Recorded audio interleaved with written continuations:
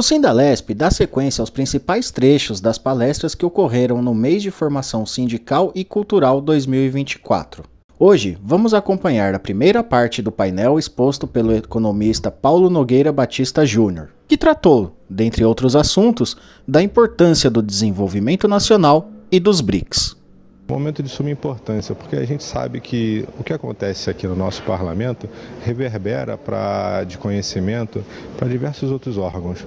E essa foi a nossa preocupação de trazer aqui para a Assembleia justamente esses palestrantes tão qualificados. Eu gostaria de externar aqui a alegria do nosso sindicato de receber tantas pessoas importantes aqui nessa mesa, a começar pelo Dr. Paulo, também pelo presidente Lineu, da nossa federação, que teve uma atividade muito importante nessa semana e conseguiu colocar na agenda também a visita aqui ao nosso sindicato, né? E também a honra de ter e dividir a mesa com o presidente Luiz Gonçalves, famoso Luizinho, presidente da nova Central Sindical aqui de São Paulo. Muito obrigado, Luizinho, pela visita que você faz aqui à nossa categoria. Também ao nosso diretor, Cláudio Vitoriano. É do Cláudio Vitoriano o fomento intelectual desse nosso mês de formação sindical 2024.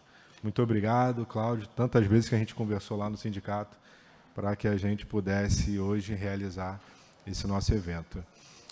Agradeço também a TV da Alesp, né, que está gravando a nossa atividade, está gravando o evento e que vai ficar à disposição tanto dos servidores quanto de todas as pessoas de fora para assistir essas atividades do nosso mês de formação sindical.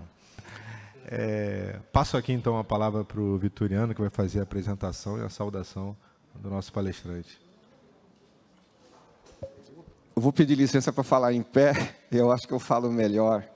Eu não tenho o hábito de falar em público, mas é uma situação tão especial que eu acho que merece não o sacrifício, que ficar em pé não é nenhum sacrifício.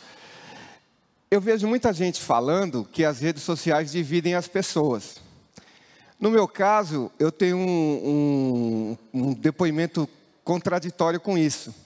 Porque a rede social, especificamente o Facebook, me aproximou do Paulo Nogueira Batista Júnior, que é uma pessoa que eu admirava desde dos anos 90, lá no auge do governo Fernando Henrique, quando todo mundo fazia elogios desregrados à política neoliberal que ele adotava de vender o país, e o Paulo Nogueira era uma das poucas vozes dissonantes daquela política que a gente via na imprensa geral. Então, para mim, assim, foi muito lisonjeiro eu escrever uma mensagem particular para o Paulo, perguntando se ele aceitaria participar de um evento aqui no nosso Sindalesp.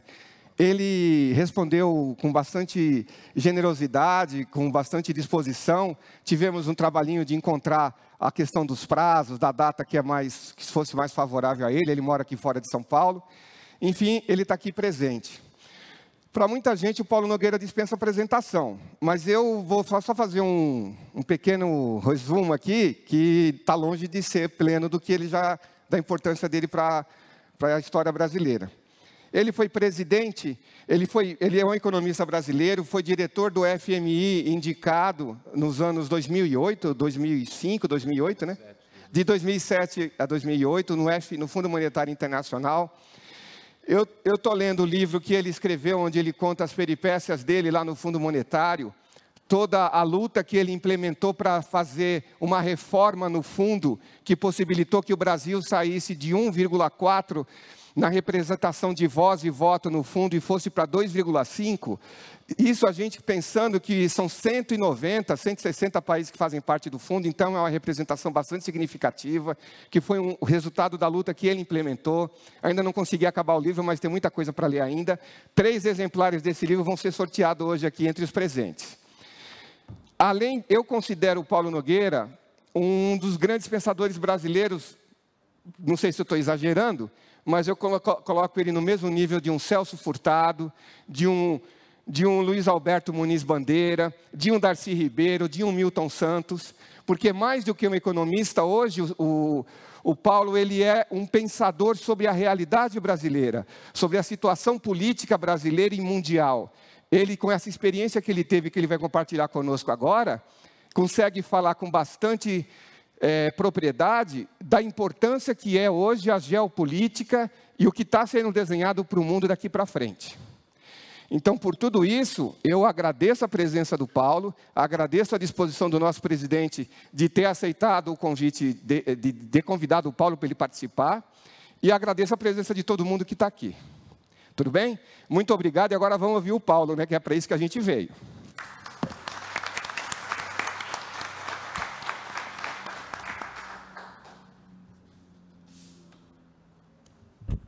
Boa tarde a todos. É um prazer estar aqui, é uma honra estar aqui para falar com vocês sobre BRICS Plus, desenvolvimento nacional e questões sociais, condições de vida dos trabalhadores. 3 temas, 3 tópicos, na verdade, interligados. Eu queria, antes de começar, agradecer o Sindalesp, agradecer o Felipe Carriço, o Cláudio Vitoriano, saudar também o Lineu Mazano e o Luiz Gonçalves, e dizer a vocês, o Cláudio exagerou muito, mas eu vou dizer a ele, continue exagerando. Porque ele foi muito generoso nas palavras a meu respeito, né? É BRICS Plus, né?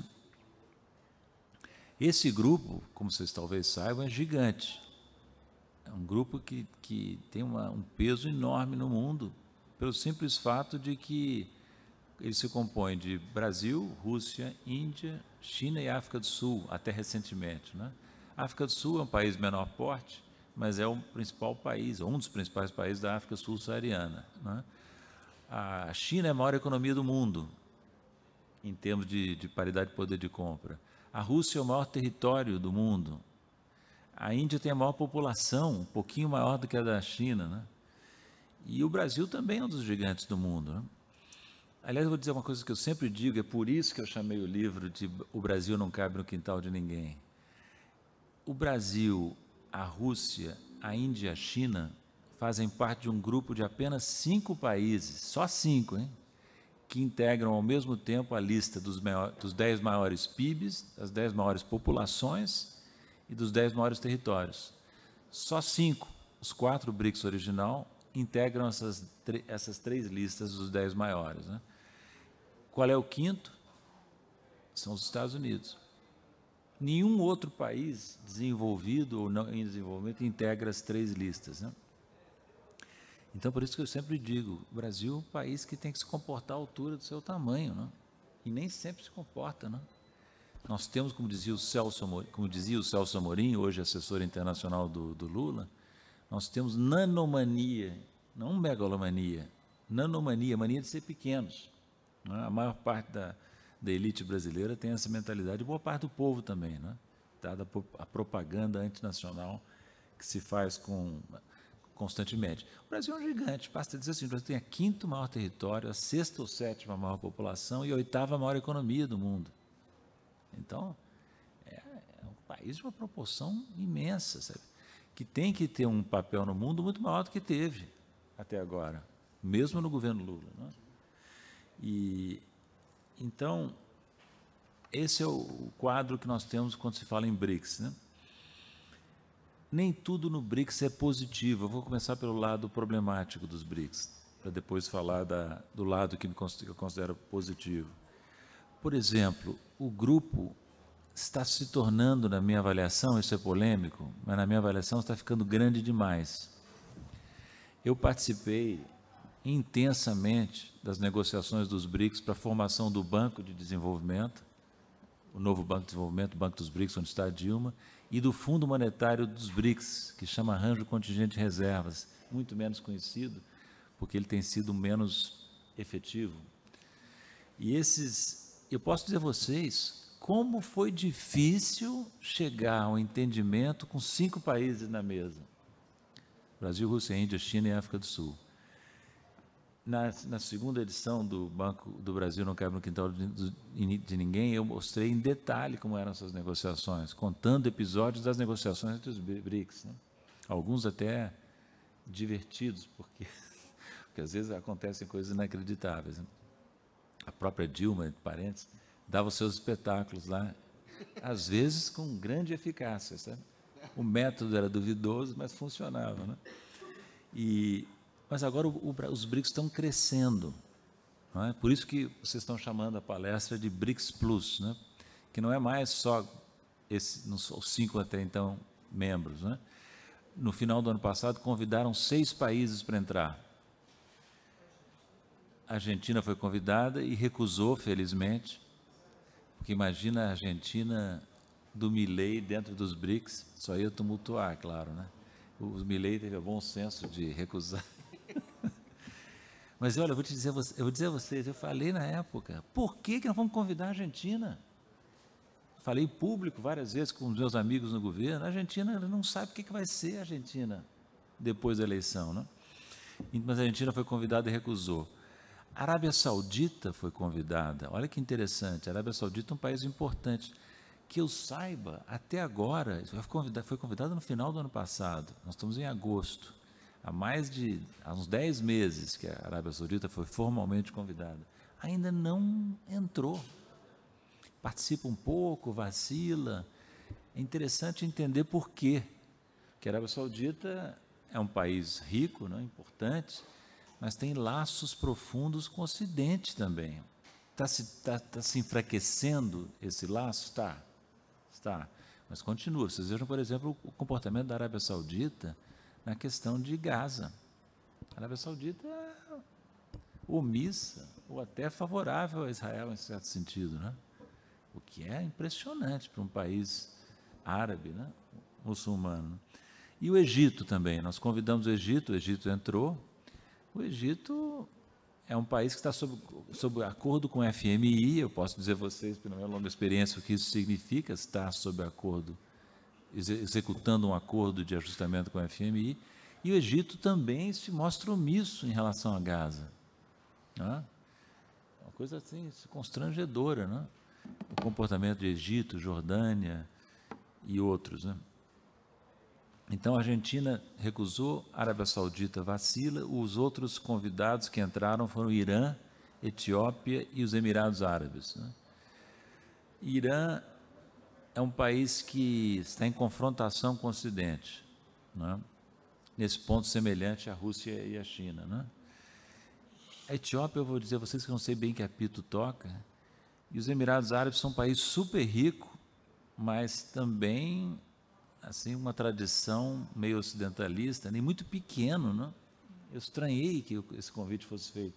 Rico, mas muito pequeno, né? E supostamente os BRICS eram para ser uma coligação de países de grande porte, né? Eu acho que muitos países pequenos são super respeitáveis, né?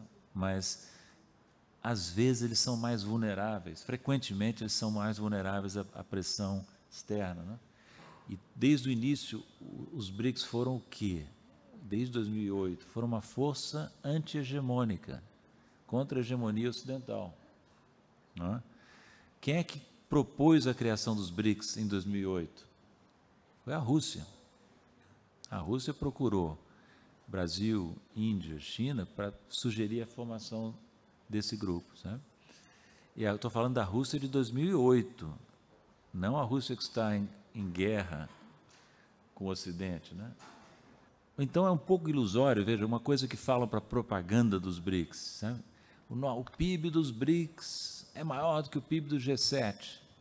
Isso é meio ilusório. Por quê? Porque a coesão dos BRICS é menor do que a coesão do G7. O G7 o que é? Estados Unidos, Canadá, né? Japão, França, Alemanha, Inglaterra, né? E esses 7 países têm uma coesão muito maior. Por quê? Porque, incrivelmente para mim, não só Canadá e Japão se comportam como satélites, isso já é mais tradicional dos Estados Unidos, a Europa inteira virou satélite, quase inteira, virou satélite dos Estados Unidos. Esses que fazem parte do G7 se comportam como satélites, como nós estamos vendo agora nessa crise com a Ucrânia, né? A crise com a Rússia em torno da Ucrânia, né? Então, a coesão do G7 é muito grande. E a coesão dos BRICS não chega a esse ponto, não é? E é porque a heterogeneidade do grupo é muito grande, né? Mas há também exageros do lado dos críticos dos BRICS, sabe? Por exemplo, não sei se vocês sabem que o acrônimo BRIC, depois BRICS, foi criado por um banqueiro de investimentos, um economista chamado Jim O'Neill. De vez em quando a turma da Bufunfa tem boas ideias. O Jim O'Neill criou o acrônimo lá, muito antes da gente criar o grupo, sabe? E aí os russos pegaram o acrônimo sugerido pelo Jim O'Neill. O Jim O'Neill agora fala muito mal dos BRICS o tempo todo, entrevistas negativas, mal do Banco dos BRICS, mal do Grupo BRICS. Ele até tem uma certa razão em coisas que ele diz, mas não, a negatividade dele reflete também o quê? O incômodo que os BRICS causam no Ocidente, nos Estados Unidos e na Europa. E ele é americano, né? Se não me engano, se não é americano, é inglês. Depois, por que a gente não pode desprezar os BRICS? Nós criamos duas instituições, dois mecanismos de financiamento novos. Nós criamos um banco, que é um banco criado pelos grupos. Nós criamos um fundo monetário criado pelo grupo, né? Eu participei, como eu disse, disso intensamente. Quando nós começamos em 2008, nós não tínhamos essa ideia de criar mecanismos próprios, nós tínhamos a ideia de pressionar o Fundo Monetário e o Banco Mundial a se abrirem para nós. Conseguimos algo, como disse o Cláudio, conseguimos algo no período em que eu estava no Fundo Monetário, mas não o suficiente. Então os BRICS passaram a dizer, não, nós não podemos botar todas as fichas no Fundo Monetário Internacional, no Banco Mundial, vamos ficar lá, mas vamos criar os nossos próprios caminhos. E foi muito importante o que nós fizemos. Gente, o Brasil, desde a Grande Depressão dos anos 30, dos anos 1930 do século passado, foi uma das economias mais dinâmicas do mundo. Isso até 1981, 82, quando estoura a crise da dívida externa. O Getúlio Vargas, que fez agora 70 anos do suicídio dele, né? O Getúlio Vargas foi um presidente extraordinário em termos econômicos, extraordinário. Ele fez a política de defesa do café, que foi fundamental para o Brasil não afundar na Grande Depressão. Foi o que o Celso Furtado chamou de keynesianismo antes de Keynes. O Brasil saiu da Grande Depressão muito mais rapidamente que muitos países, por exemplo, muito mais rapidamente que a Argentina, que foi mencionada aqui já. A Argentina tinha tido um sucesso enorme na fase primário exportador anterior à Grande Depressão, apegada ao liberalismo naquela época. A Argentina ficou tentando enfrentar aquela crise com o laissez-faire, com o liberalismo econômico, que afundou muito rapidamente, se recuperou com muita dificuldade, né? E o Brasil já, ao longo dos anos 30, foi deslanchando, né? Depois o Getúlio cria BNDES, Siderurgia Nacional, Vale do Rio Doce, Petrobras, entende? Tudo isso foi na época do Getúlio, entende? Então, muito merecida a comemoração que foi feita dos 70 anos, é muito polêmica também, viu? Eu fiz um artigo elogiando o Getúlio e recebi muita crítica da esquerda, porque foi ditador, não sei o que, foi mesmo. Houve tortura, foi também, sabe? Eu sei que houve, mas eu pergunto a vocês, nós vamos responsabilizar o Vargas por todas as torturas e perseguições políticas que ocorreram no governo dele, diretamente? É discutível, né? Nós não queremos, por exemplo, responsabilizar o Lula, não devemos, por toda a corrupção que ocorreu no governo dele. A não ser que a gente queira partir daquela teoria, como é que chama de direito? Da legitimidade do domínio do fato, né? Que é uma teoria altamente questionável. Enfim, não quero me deter nisso. Um ponto mais importante aqui, que é impressionante, a gente esquece. O Brasil cresceu, em média, 7% ao ano, da Segunda Guerra Mundial até o início da crise da dívida externa em 1981, 7% ao ano. E nesse longo período não houve nenhum ano de queda do PIB, nenhum. Em todo esse período foi positivo o crescimento. Falava-se na época do quê? Do milagre brasileiro, por analogia ao milagre alemão, ao milagre japonês, ao milagre italiano que aconteceram depois da Segunda Guerra Mundial. Então, o Brasil era a fronteira de expansão do capitalismo no mundo, entende? Isso desandou com a crise da dívida externa, né? E não só, viu, com a crise da dívida externa, que interrompeu o nosso desenvolvimento, o Furtado falava da construção interrompida, né? Um dos livros dele, não só interrompeu o nosso desenvolvimento, mas nós reagimos de maneira acovardada à crise da dívida, sabe? O Brasil não se portou à altura do desafio, não se portou à altura do desafio no governo Figueiredo, no governo Sarney, no governo Collor, no governo Fernando Henrique Cardoso. Só houve uma exceção, que foi o período de Dilson Funaro, do governo Sarney. Eu tive a honra de ser um assessor dele e participei, fui um dos responsáveis pela moratória da dívida externa, suspensão unilateral dos pagamentos de juros aos credores externos. Uma decisão importante.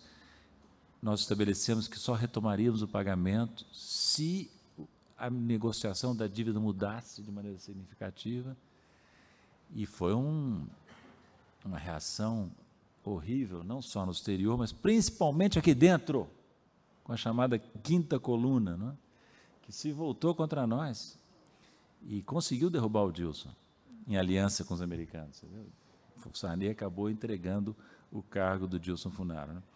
Mas eu não queria me deter nisso também, não, apenas para dizer que essa crise da dívida externa, que foi muito longa, começou no início dos anos 80, só foi superada no início dos anos 90, danificou enormemente o desenvolvimento brasileiro.